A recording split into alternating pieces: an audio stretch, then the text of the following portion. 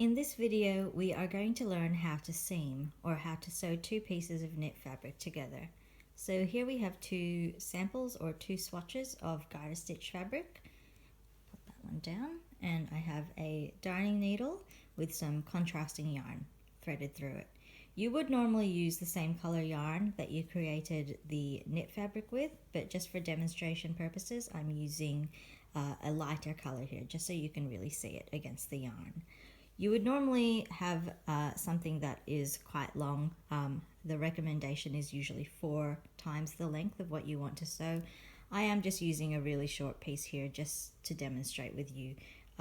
The reason you want it long is so that you can have a long tail that you can easily weave in, which I won't be having today.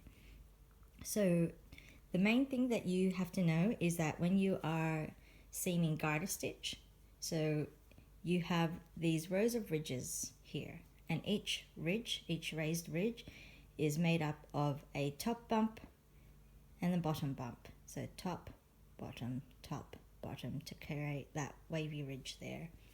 So when you seam, you will be sewing together a top and a bottom bump to try to create an invisible seam. So you want to start by inserting your needle in the bottom corner of one of those pieces of fabric, and then you want to do the same. So insert it into the bottom corner of the other piece of fabric. Oops, can't get my needle through there. Bottom corner, there we go. Okay, and then just to really secure that, go back through that first corner. There we go, and up. Okay, so what we are going to do here is we are going to seam together the top bumps on the left fabric with the bottom bumps on the right hand fabric. So what I'm going to do here is push the needle up through a bottom bump here, so we can see a top and a bottom here. So I'm going to go up through the bottom bump there.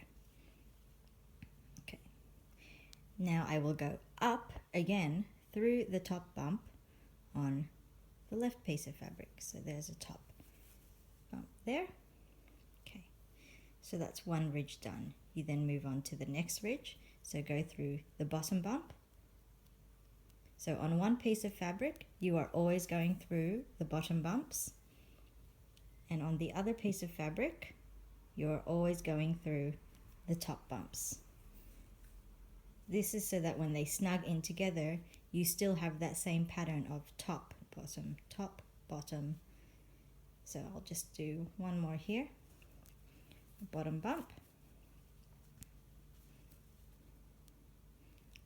followed by a top bump. Now, as you can see, I really have cut my yarn too short, but as this is just a demonstration, let's just ignore that for now. So you have done some seaming here, and you just want to pull it tight. I like to hang on to my tail and just pull. Whoops, that's fallen over. Again, this is easier when you're working on a flat surface.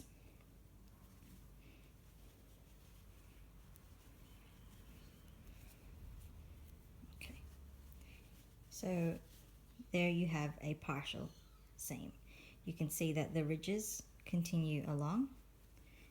My yarn is a bit visible there, but as I mentioned before, you normally would use the same yarn that you use to create the knitted fabric.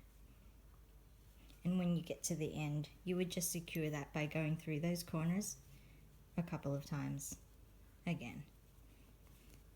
That's the back of the seam there. You can see it's created a ridge. And there you have it. That is a vertical seam on garter stitch.